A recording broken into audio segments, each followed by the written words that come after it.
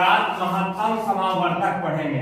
महत्तम समावर्तक पढ़ेंगे, इसी का नाम होता है हाईएस्ट कॉमन फैक्टर। शॉर्टकट में हम लोग HCF भी कहते हैं। क्या कहते हैं? HCF। तो महत्तम समावर्तक बनाने की दो विधियां मैं आपको आज बताऊंगा। इसमें पहली विधि आपको मैं भाग विधि बताऊंगा। कौन सी विधि? भाग विधि। उसके बाद दूसरी विधि गुणनखंड विधि। दूसरी विधि अब आप लोग समझेंगे कि भाग विधि कैसे बनाते हैं और फिर गुणनखंड विधि कैसे बनाते हैं। तो जैसे देखिए यहाँ पे मैंने एक अंक लिखा है 4 और 10 का महत्तम समावर्तक निकालना है। तो 4 और 10 का इधर भाग विधि से भी निकालेंगे और 4 और 10 का इधर हम लोग गुणनखंड विधि से भी निकालेंगे। तो यहाँ पे देखिए हम भाग विधि से निकालते हैं। तो भाग विधि में जो दोनों अंक में छोटा होता है ना, उससे भाग देते हैं बड़े अंक में। दोनों अंकों में जो सबसे छोटा अंक होता है उससे भाग देते हैं बड़े अंक में। दो अंक या इससे अधिक अंक रहता है ना, 3 अंक 4 अंक कितने भी अंक रहता है, उसमें जो सबसे छोटा होता उस छोटा वाला से भाग देते हैं बड़े वाला में। तो 4 से हम लोग भाग देंगे किसमें? 10 में। किसमें देंगे? 10 में देंगे। तो 10 में भाग दे देते हैं हम लोग। तो 4 से 10 में भाग अगर देंगे तो कितना बार में लगेगा? 4 की पहाड़ा को पढ़ेंगे तो 4 का 4, 4 दूनी 8, 4 3 ही 12 हो जाता है। 12 10 से बड़ा है तो भाग नहीं लगेगा। तो 2 बार में लगाएंगे, 4 दूनी 8, 4 दूनी 8। और फिर घटाएंगे तो 10 में से 8 घटेगा। भाग ऐसे ही बनाते हैं। भाग के जैसे ही बनाना है, 10 में से 8 घटाएंगे कितना बचेगा? हाँ, अब क्या करना है? तो जिस अंक से पहले भाग दिए थे शुरू में, उसको उसमें फिर से भाग देंगे शेष से।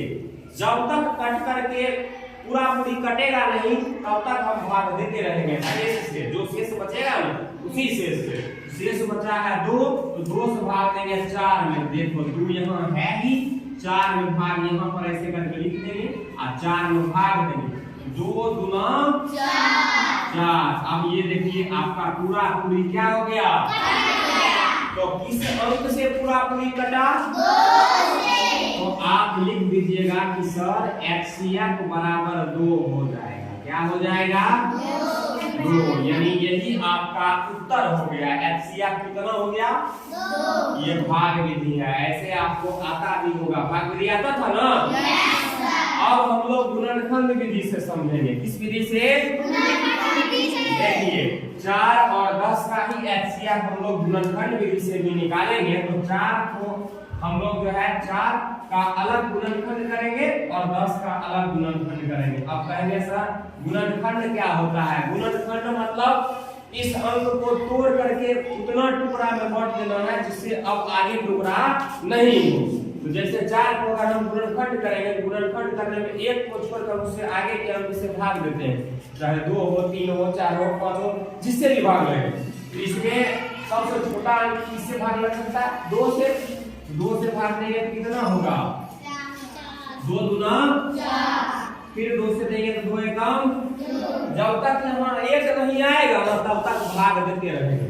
तो देखिए या जो भी अंक आएगा उतना नहीं आएगा देते रहेंगे। तो अब देखिए आप इसका 4 का जो है आप कितना आ गया है गुणनखंड? तो 4 का 1 2 2 आ गया। 2 गुना 2 लिख लिए? 1 को नहीं लिखना है, ठीक है। अब 10 का गुणनखंड हम लोग निकालेंगे। तो 10 में भी हम लोग वही कंडीशन अपनाएंगे। सबसे पहले 1 के बाद आता है 2, तो 2 से भाग देंगे।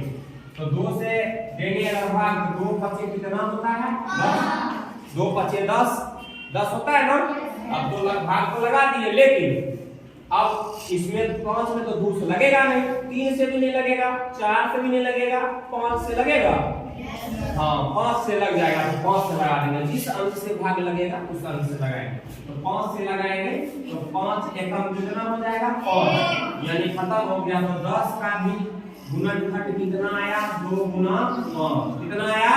2 गुना 5। हाँ अब देखिए क्या करना है। HCF निकालने का क्या तरीका है? दोनों तरफ जो अंक कॉमन आता है वही हमारा HCF होता है। अब आप देखिए इस 4 का जो है इधर 2 है और इधर 10 में जो है 1 2 है 1 5 है।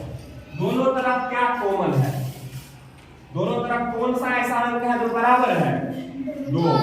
2 एक ऐसा अंक है जो दोनों तरफ बराबर है, 2 इधर भी है 2 इधर भी है, 5 इधर है लेकिन इधर नहीं है, तो एक अंक जो बराबर है उसको हम चिन्हित करते हैं, इसको हम चिन्हित कर लिए और किसी कॉमन जो अंक कॉमन हो जाएगा वही हमारा HCF हो जाएगा। तो HCF हम क्या लिखेंगे, 2। क्यों लिखे 2, क्योंकि 2 दोनों तरफ कॉमन था, तो इस विधि से भी हम लोग HCF निकाल सकते हैं। तो दोनों विधि आप लोग को समझ में आया? Yes sir. देंगे तो बना लीजिएगा ना? तो चलिए हम और भी टास्क आपको देते हैं, अभी आप बनाकर दिखाइएगा, फिर घर से बनाने के लिए भी देंगे। चलिए मिलते हैं आपसे।